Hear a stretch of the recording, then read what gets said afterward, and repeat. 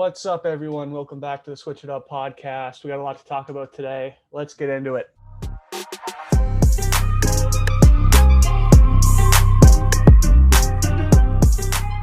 The first thing I wanted to talk about is the state of the Leafs right now and the situation we had to deal with yesterday.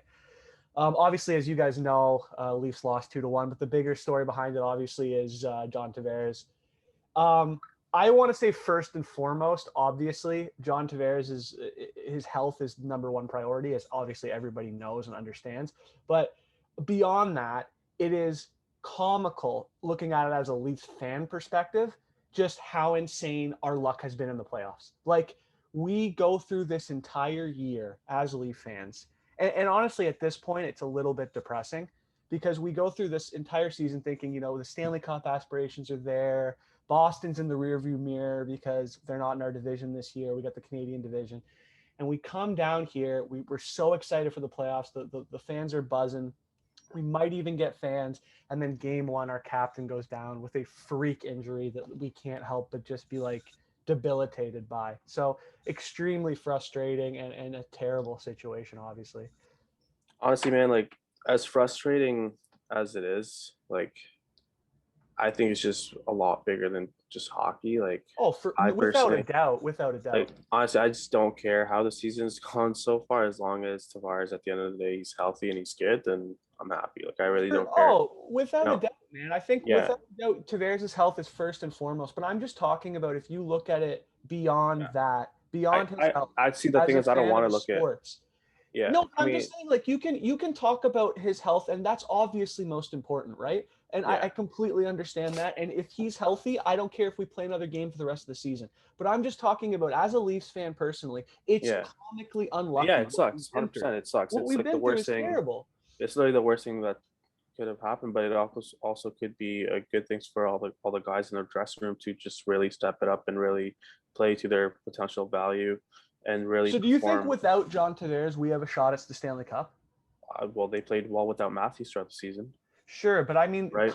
coming back So from this is like the playoffs are obviously a different it's animal, it's and I it's don't it's think we have. definitely. I don't think we had playoff aspiration or playoff championship aspirations, Stanley Cup aspirations with him in the lineup, let alone without him in the lineup.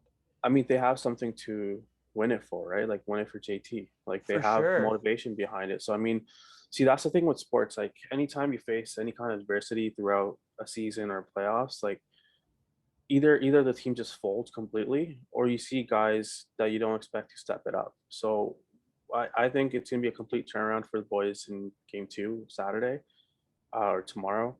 But time will tell what happens with it. But at the same time, like Tavares being out, well, they released a statement of him being out indefinitely. He's Yeah. resting at home with the team officials or the team medical staff.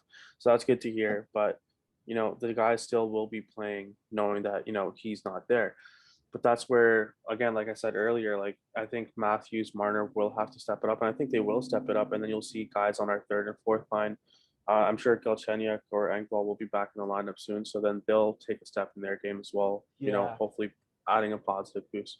I just think like the way it was situated before is something along the lines of the Leafs had a 79% chance to win the series. And I think right Mhm. now it's easily down to 50-50, if not maybe a little bit higher. But it's I mean, betting odds are still 1.7 for the Leafs versus 2.2 for Montreal. So I mean, yeah, sure. you know, You can break it down like that, and I do think without Tavares, we still have a better chance of beating specifically Montreal. But then the luck past that it changes quite drastically. I think, I unfortunately. mean, it's like at the start of the playoffs, you wanted the Leafs to get out of the first round to begin with, right? So if we can get that, it's a step in the right direction. Yeah, but I At mean, the if same you time, it's like anything can go on, right? Anything. It's that's sure. what the best part about hockey is, that the unexpected could happen, Yeah, but it just right? like if you look at it breaking down past the injury and everything else, you go to a situation where the Leafs kind of mortgaged everything on this season. Like Yeah, we I mean, shit happens. Like that's oh the no, only. I'm not saying Yeah, it doesn't. I'm just saying like if you look at it from a completely unbiased standpoint, the unlucky freak accidents that we've had, or just the weird luck that this franchise has had in the last 35 to 40 years is absolutely crazy. And it's like as a team, we obviously, if you're Kyle Dubas, you don't go out looking to replace a John Tavares at a deadline in case of an injury. That's just not something you do as a general manager. But it's stuff like this where you trade a first round pick for a guy like Foligno, you get rid of guys for guys on 1-year deals like a Thornton, like a Simmons, and you go and you get all these players and you use up your cap, and then something like this debilitating thing to happen to the franchise, and it's horrible for Tavares, I'm sure. And hopefully, prayers up with his family that he's okay and he can be good to go for next season. But it's 100%. Honestly, I don't even care about next season. Just just as long as he's healthy at the end of the day, then I mean, it seems like the report said it seems like he'll be all right. Yeah. Hopefully. Hopefully. And then Campbell obviously just went down. Apparently in practice is injured, which I mean he's not. Well, he's just that could mean anything, right? Like he's missed practice. Like we'll find out tomorrow or later today what's going on. Like Freddie Anderson and David Riddick are the 2 goalies right now, so we'll see what's up with that. Yeah, if Freddie starts, I have faith in Freddie. That's my guy. I got zero faith in Freddie. He's never won a playoff series in his career. He's been a complete. Well, here's the thing. So Freddie's never won a playoff series in his career. Bogosian's never lost a playoff series in his career. So one thing's only played in 1 playoffs. Doesn't matter. It's still still a stat out there that's still could be broken. So I trust Freddie, especially if Jack Campbell is hurt. Then I genuinely do believe that Freddie Anderson will step up his game. And it is Montreal. Freddie does play decent or great against Montreal, at least over the course of the years. He's been great against them. But then again, you have Carey Price at the end of the other end, right? Like if you look at the third period last night, I think it was like 10:22 left in the game, and he robs Marner on a 2-on-1. With that blocker save, right? Going creases, post to post, basically. And if Marner scores there, it's 2-1 Toronto. But he doesn't, right? Thing is, 2 minutes later, we have a power play, and then Paul Byron goes down the ice and scores a shorthanded goal for the Habs, putting them up 2-1, which clinched the game for them. So that save really is what saved the game for them. But then again, that shorthanded goal could have happened then and there as well. I think a couple things too happen. Like obviously you can't really expect the boys to come out firing after that injury. Like, no one, which is terrible. And the second thing too is like I saw Rasmus Sandin had a bunch of nerves in the game. I don't know. He wasn't playing like we've seen him play in the past. Obviously, he made a couple defensive errors. Obviously, on the power play too, that led to the shorthanded goal, Joe Thornton's pass was garbage. But also, Rasmus Sandin did not play well defensively on that play. See, the thing with that is he's still a kid at the end of the day. For sure. Right? Like but he's a kid who's on the power play 1, and he's been given. But it's his first playoff. Like so. Okay, so here's the thing about my opinion on rookies playing their first NHL or playoff games to begin with, not just their NHL games. Right. I think it was 2 games ago, Washington and Boston. Samsonov gives it up. Obviously double OT, which led to the game winner. Ovechkin just yells at him, from the bench. I just, as a leader standpoint, I don't think that's right. I agree. Like he played lights out that game. He's the reason why they were in it to begin with. Yeah, double overtime. Right. So he made a very costly mistake, which cost him the game. But at the same time, he'll do the same thing in terms of his performance in the next game. So just tell him to shake it off, focus on the next game, and it's a 7-game series. No, I completely agree. But to counter that, or to play devil's advocate, I would just say like Keefe put him on PP1 for a reason. Okay, well, yeah, coming back to if he's not ready. Coming back to Sandin's point, he was great every game he's played for us so far. That was just one bad game that I can remember. Yeah, I think he had a couple. Like he played in Montreal in the regular season. He had a terrible defensive turnover in his own end, which led to a goal, and that was his only mistake I can remember up to that point. So up to that point, like I would still go with the guy who's been better all season, which is Rasmus Sandin on power play 1. Shit happens with his first NHL game. If you look at the first 30 seconds of the game, Campbell's first playoff game as well, right? He's trying to handle the puck and then he just trips up. I'm like, oh shit, like here we go, sure. Campbell's falling already. So, I mean, obviously we're talking here, sitting in our rooms while they're playing on the biggest stage of their lives. Yeah, so, of course. They're like it's played sports in the past as well. Like, trust me, man, it's very nerve wracking. And I'm Oh, gonna of say course. I don't see Rasmus Sandin making that mistake ever again in the rest of the series, whatever the outcome is for the series.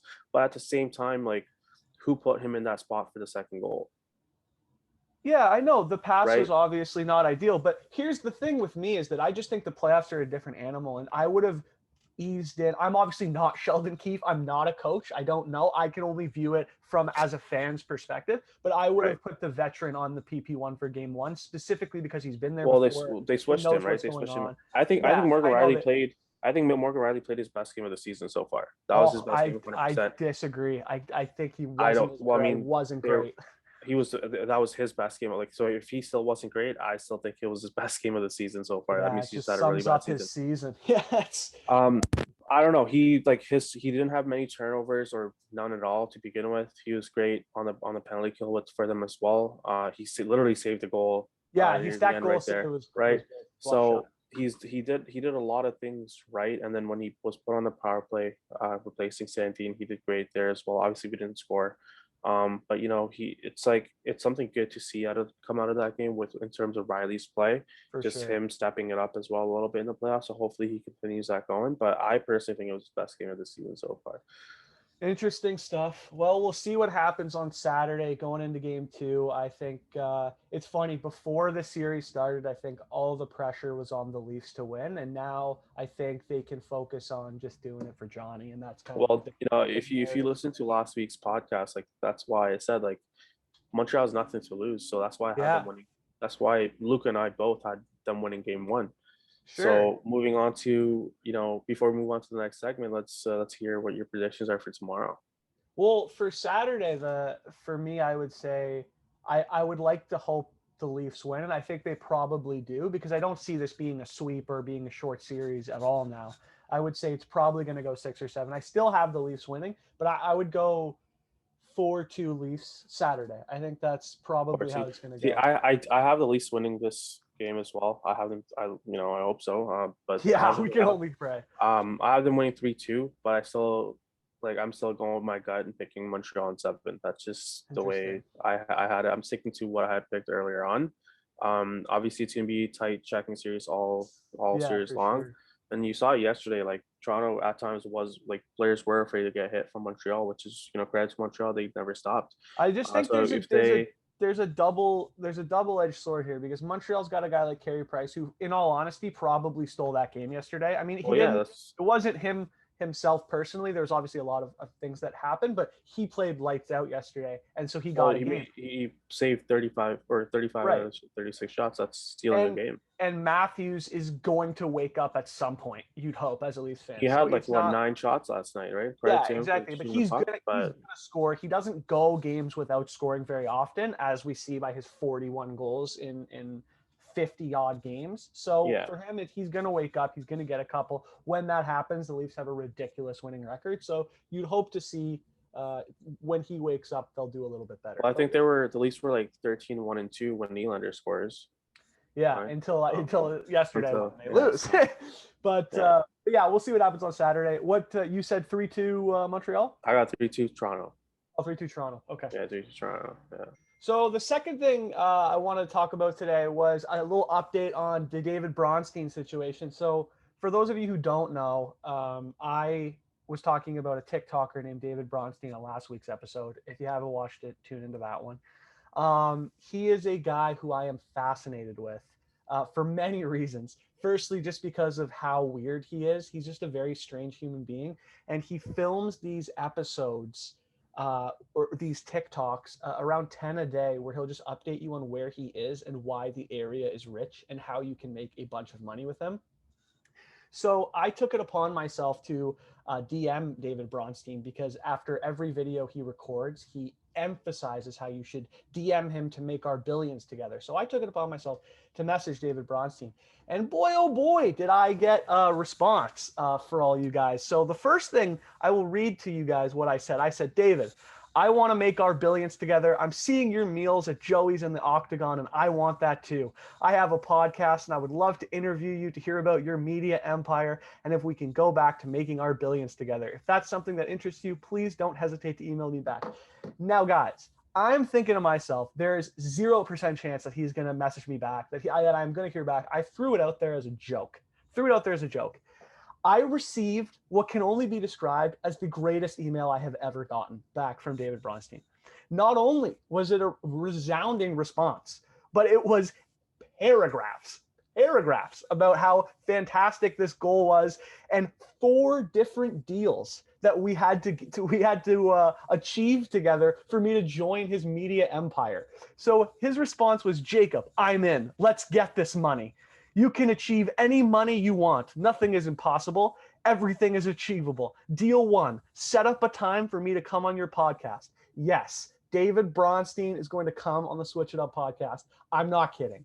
Deal 2, let's discuss you being the podcast producer for David Bronstein Media Podcasters Division, producing the David Bronstein podcast and becoming a billionaire. So guys, I am going to be the media mogul with David Bronstein. We're going to make billions. And the final thing he says is, you're hired. I'm happy to be dealing with you. Here's the deal. I'm David Bronstein. And then he linked a bunch of his content to me. So this is one of my favorite things that's ever happened. We've booked David Bronstein to appear on the podcast on May. We're going to be releasing that next week. The episode will be aired, episode 5 of the Switch It Up podcast. It'll be dropping the following Monday, which is incredible. And then he linked me a bunch of these articles, which I then did a deep dive on. And let me tell you, I unknowingly didn't understand, was famous far beyond just TikTok. In the 90s, he was an infomercial mogul doing these fantastic porno infomercials, which if you haven't seen them, I highly recommend going on davidbronstein.com to check out some of these incredible infomercials. He used to be known as the Prince of Love, which, I mean, I don't even know what to say to that. It's the greatest nickname of all time. See the thing, like, you sent me screenshots of all that stuff, and this, I'm like, I'm not opening this. So honestly, if I just don't open it. It's I don't know, it's something. It's the weirdest thing, man. I'm excited. I'm excited to have him. I'm excited to have him on here just to see, so what strange he's gonna say. And I know. I honestly, I don't know if he's gonna be at home or if he's gonna be on the streets. Right. This is the so whole thing. So when he's on here, I'm like, hey, can we do a tour of your house and see? Exactly. There are so many things that I want to know about this guy. I want to know how what job he does. I want to know what is his job now, because he used to be the infomercial guy. What does he do? How did you meet your wife is a question I really want to ask. He has a wife? Yeah, and kids. Oh so I want to know how he met his wife, because that's something that's just boggles my mind. And then I also want to know, is he a billionaire? What's going on? What's going on with his job? I want to know if it's comedic genius behind stopping his videos at such a fantastic spot. Does he knowingly do it, or is he just absolutely nuts? And then I also want to know about his past and the infomercial craziness that's gone on with him. See, I was going to say, social media is a huge powerhouse in terms of making money for individuals like David Bronstein. For sure. But the thing with him is that he has no followers. I know. It's incredible. And the fact that he keeps going, it's so strange, up to him, man. Keep it up. Yeah, I think he's up to 13,000 follers as of yesterday, which is absolutely, I know, man. It's absolutely crazy. So he, and apparently he's very good friends with former porn actor Ron Jeremy, which is just crazy as well. So, and of course, he's telling me all this through an email to a guy who's emailed him once. He's telling me his entire life story. It is truly something special. I cannot wait to pick his brain and find out what's going on there, and to have him on the podcast. So for those of you, if you have any questions, for those of you who listened to last week's episode and know about this guy, if you have any questions, please feel free to let me know what they are, and I will make sure to ask them. Because I personally cannot wait to find out more about this comedic genius that is David Bronstein. So honestly, I'm just gonna be on and just there to be, I'm just there so I don't get fined. In the background, just listening. I completely understand. Honestly, I have no idea what to expect out of it. I just know that he'll be on, so we'll see I how just that goes. know that it's going to be an absolute laughing fest, and I am going to treat this like the Frost Nixon interviews. This is my big moment, and I will be talking and doing extensive research on this guy so that I can find out everything that I want to know. Hopefully for me and you both, but this is going to be hilarious. Sounds good. Looking forward to it. So the third thing I wanted to talk about going on now is the Logan Paul Floyd Mayweather fight. So they're fighting June 6th in Miami at the Miami Dolphin Stadium, the Hard Rock The Hard Stadium. Rock, yeah. It is going to be insane. And I have a few questions about it. So we saw obviously Jake steal Floyd's hat with the whole gotcha thing, which was, I mean, Jake, if nothing else, knows how to create drama and get clicks. Credit to him. That's hilarious. So he does that. And then Floyd seems like a good guy because Floyd has done a bunch of exhibitions. Obviously, the guy's a businessman. He knows how to make money. He's been going and doing these exhibitions in Japan where he's facing these kickboxers and he's See, making. before you continue on, he Sure. knows he's a businessman. He knows how to make money, but can he read a page out of a Harry Potter book? Yeah, it's a good question. Probably not, eh? He's If you know, you know. That's all I'm yeah. gonna say. Connor's a You legend. know. So, so he's been doing these exhibitions. He's making all this money doing those, and then what happens? And I feel like he puts on a show. Like the guy knows that people are paying to watch. He knows he can beat these guys. He's one of the greatest boxers to ever live, for God's sake. But he's going to put on a show. But now, after Jake steals his hat and yells at him, and he says, "I'm going to kill you" for all intents and purposes.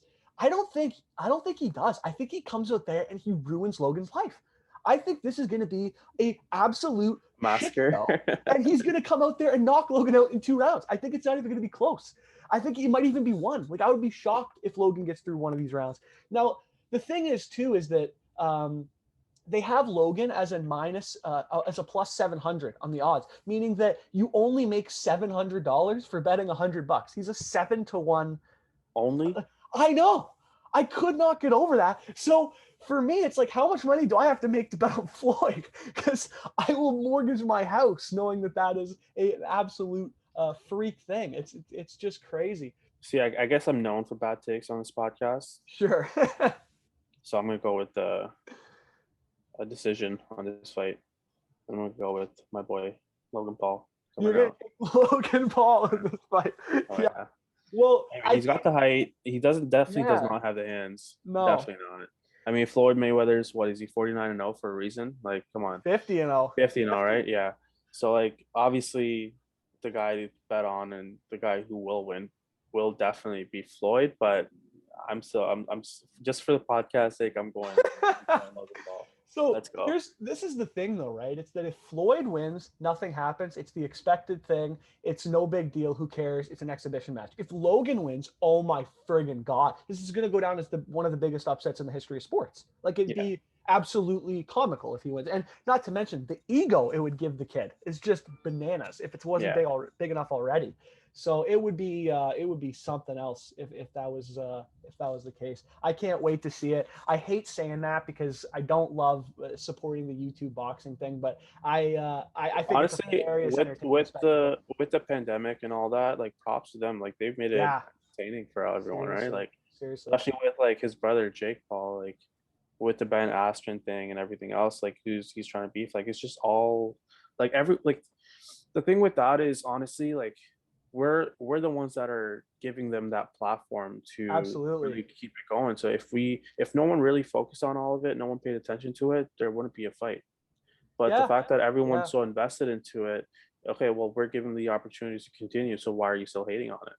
Yeah, no, it's true. Right? And So it's like the thing is with them is the Paul brothers, credit to them. Like they've had a lot of controversy in the past, obviously, but they know how to garner people's attention and they know how to get clicks. And this is what they're smart, man. They're like it's props to them. Like they know how to work. They've work mastered the internet for clicks. It's really something else. So credit to them. That's going to be an absolute spectacle. I honestly hope Logan wins. It would be hilarious to see Floyd lose to a YouTuber after going 50-0 and beating guys like Canelo Alvarez. But I guess we'll see on June 6th. I mean, I'm 1 for 1 on my picks. So yeah, this is true. Let's keep it going. So getting into the next segment here, I got a sports question for you. So this one is kind of controversial. Is should greatness in sports be measured by championship wins? So for example, like people often say Tom Brady is the greatest quarterback in sports, which I don't even think is a debate anymore after he wins with Tampa. I think he'll go down as the greatest. But I don't think if you measure it by talent or greatness in terms of playing the sport that he goes down as the greatest of all time. It's the question is, should greatness in sports be measured by how many championships you win?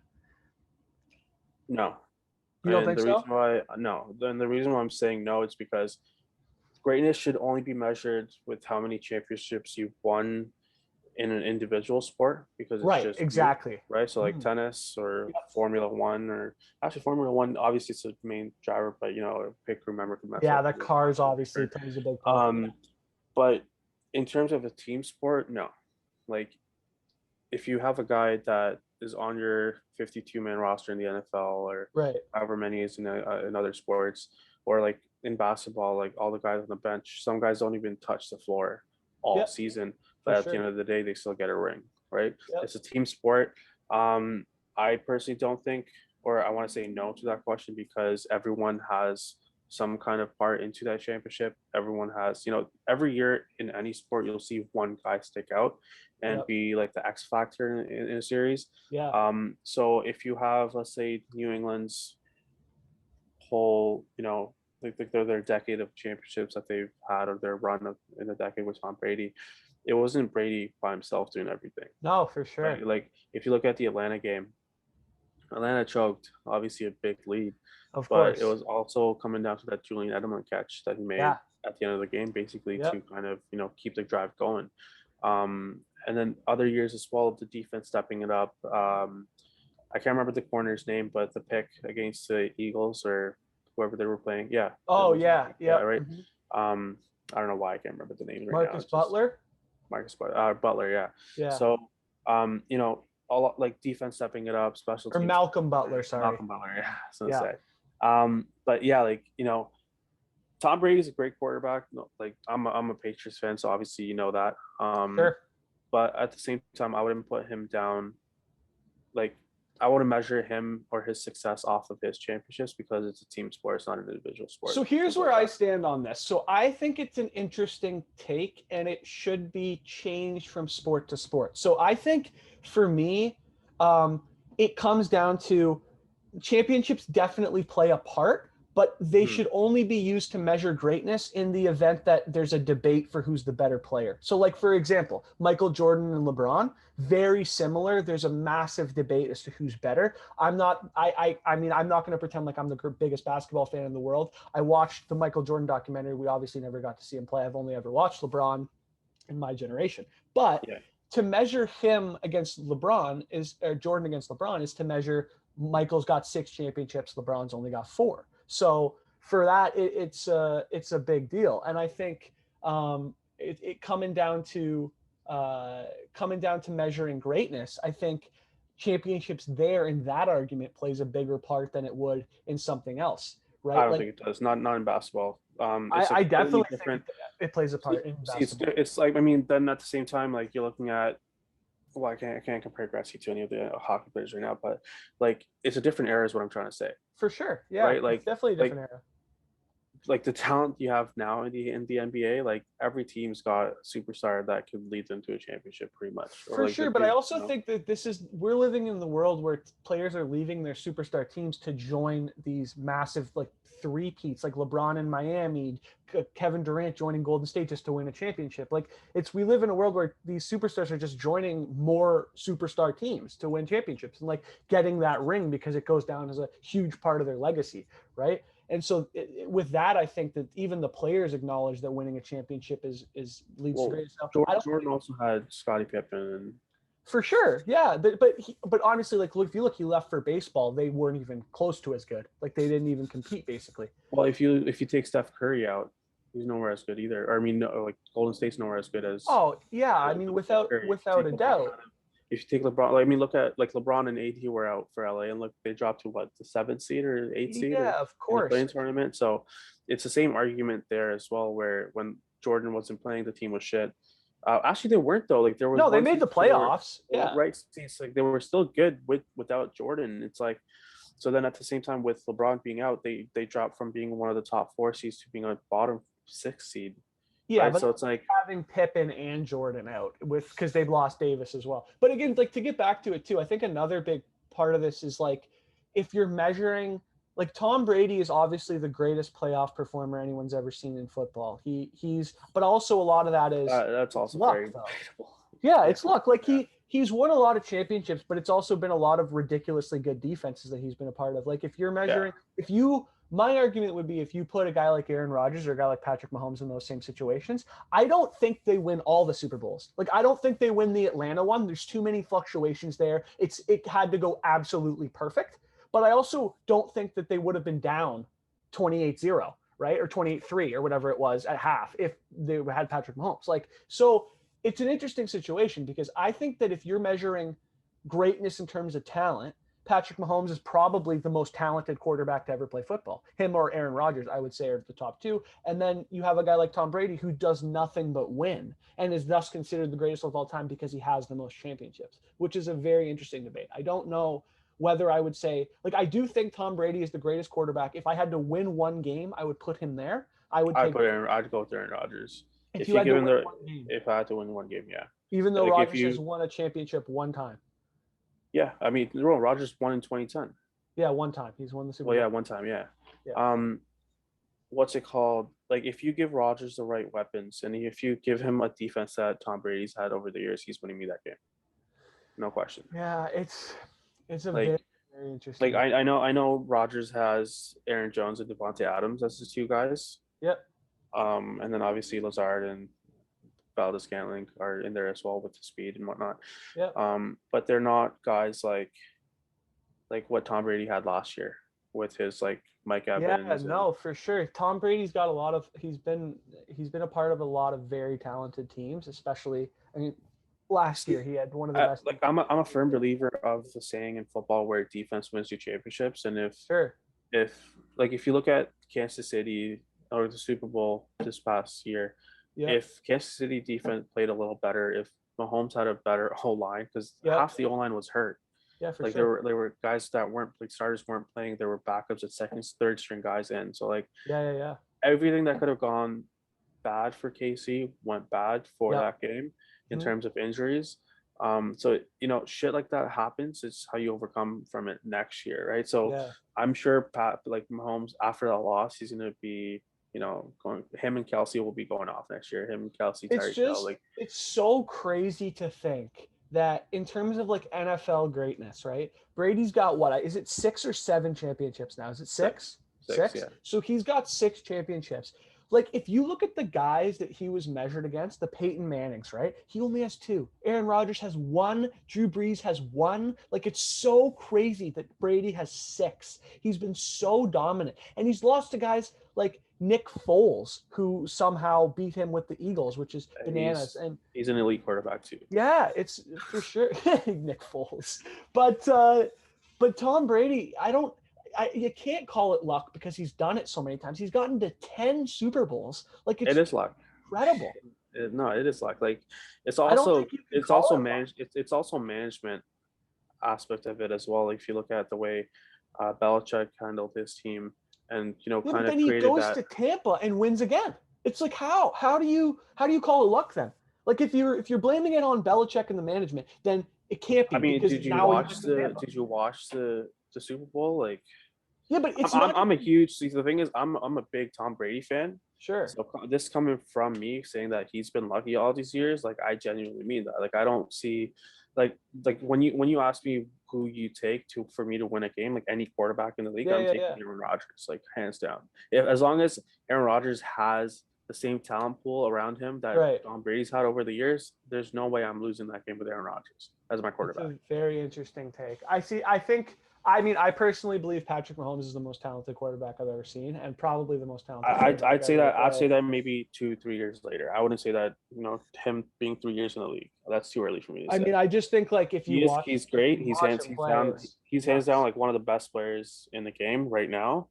But over the course of the like throughout this whole career with Aaron Rodgers, like I would take Aaron Rodgers right now. I just think like if you look at what Mahomes has done, he's already got a championship. Aaron's only had one. So if you're measuring it in terms of championships, obviously they're tied. But Mahomes, I just think is like Aaron Rodgers It's before. too early. It's too Yeah, early for me. Like I can't like. I understand. It's like you saying like in terms of hockey, like let's say Shane Wright or Connor Bedard 2-3 years from now, like you Sure. draft him his second year in the league, you're like he's the best player in the league. Well, no, you can't just say that. Like Well, I mean, we it's did with McDavid though. We kind of see did. that's like a complete well yes and no because there were still debates about Crosby with him. Now he's in his sixth year, right? So now you Yeah. can say that 6 years in is a decent time frame for you to say that. Whereas in for Mahomes, he's going into his fourth year, I believe. Yeah, I Right. believe that's So right. next year, if he does win again, which I honestly like, I do see Casey pulling it off next year. Yeah. Then 100% you can make that case.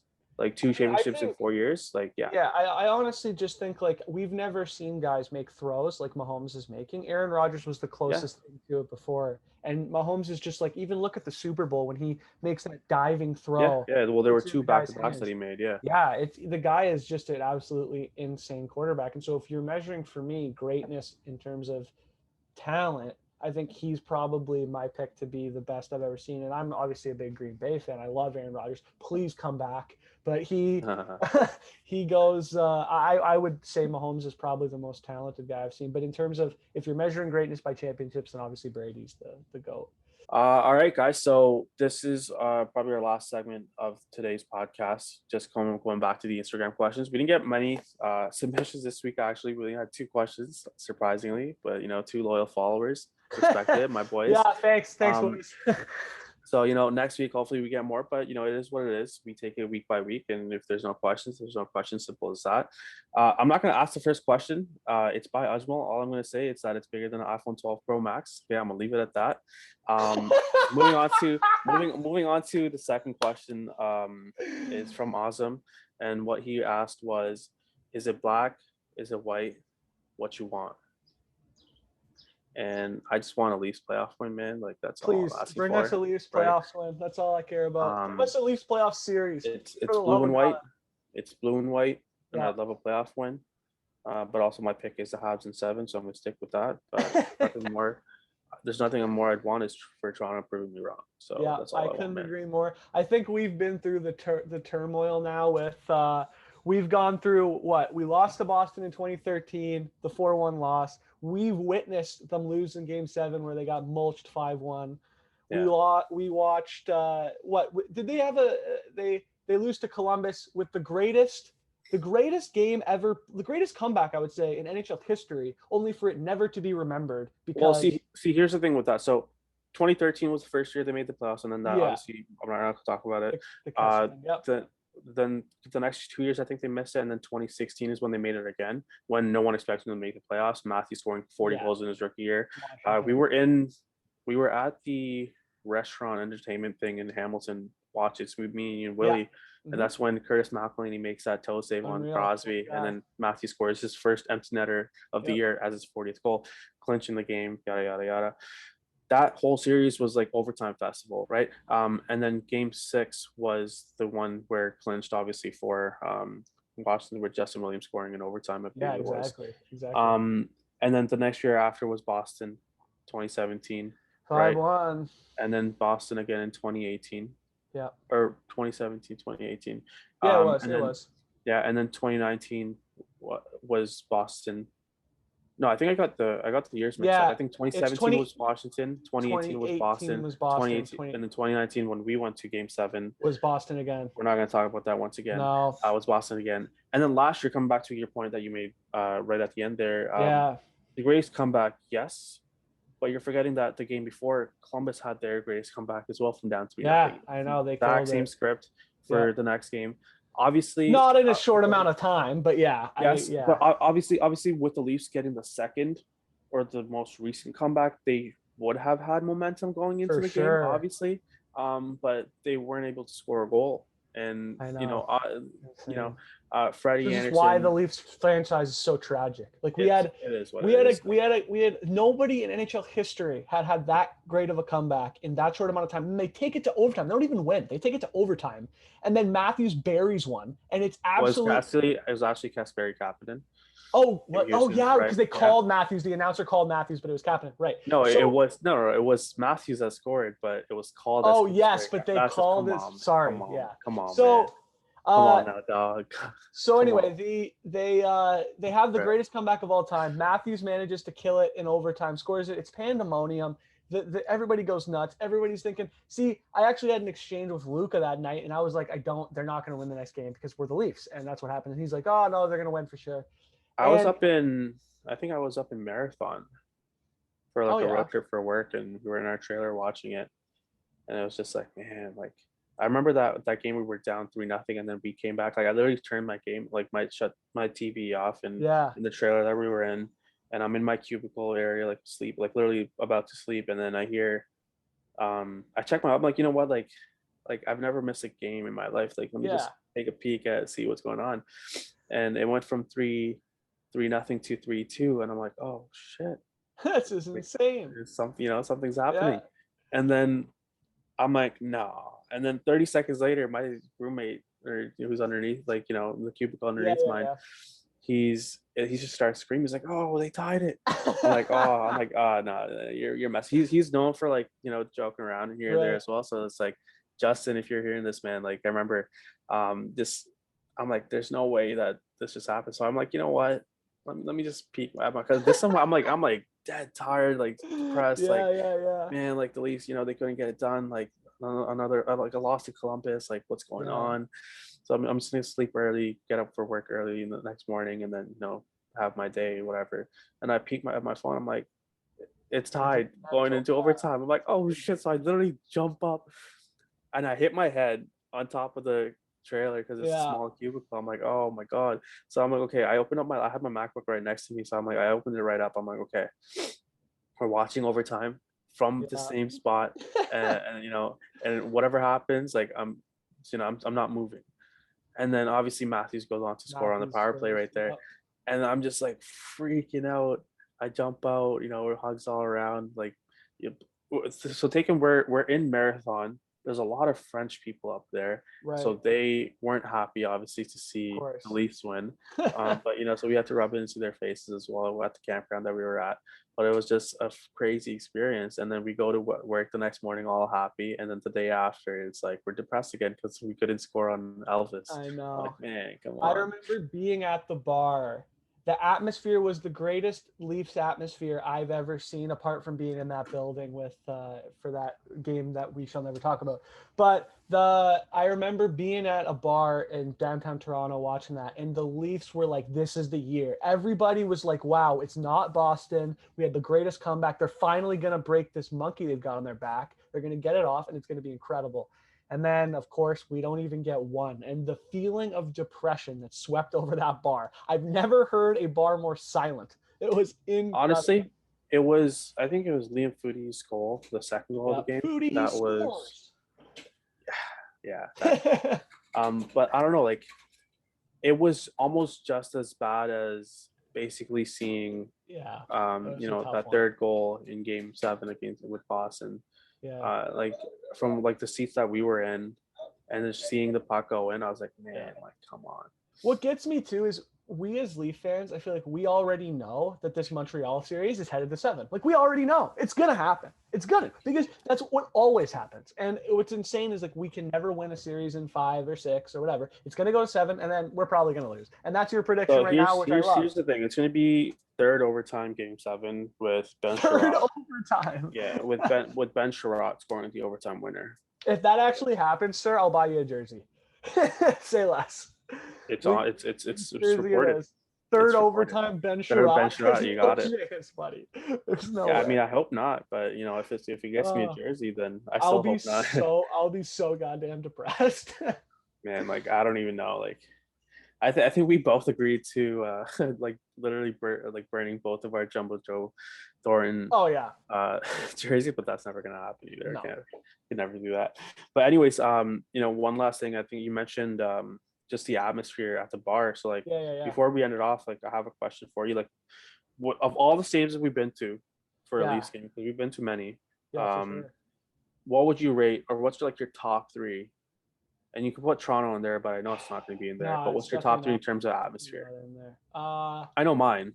I do. I think I But know what's mine too. yours? So number one be Chicago. That was Yeah, absolutely bananas. But I that, think it depends because that was a regular season game, and the game we went to in Boston, I don't think we ever sat down that entire time. We went to well, I told you we weren't going to sit down, and I right. stayed, but we actually did not sit down the whole No, time. it was absolutely insane. So But game that was game 7, the 2019. messed up part is with Chicago when we went, as it was a regular season game, but they were hyped for the national anthems. Yeah, it was absolutely from Like like start it to was finish. It was buzzing, like the absolutely whole buzzing. time. Yeah, Like the it was, only time it was quiet was like the first intermission, because the second intermission have those like PV games that they were hyped for the PV kids yeah. as No, it well. was Like absolutely crazy. I think a man, lot it of was nuts. they were just heavy drinkers, but it was absolutely crazy. It was a great time. Like It was it such a was good me, time. you, it was me and you, and then I had two of my cousins come out to that game as well. So Absolutely that was insane. a great time.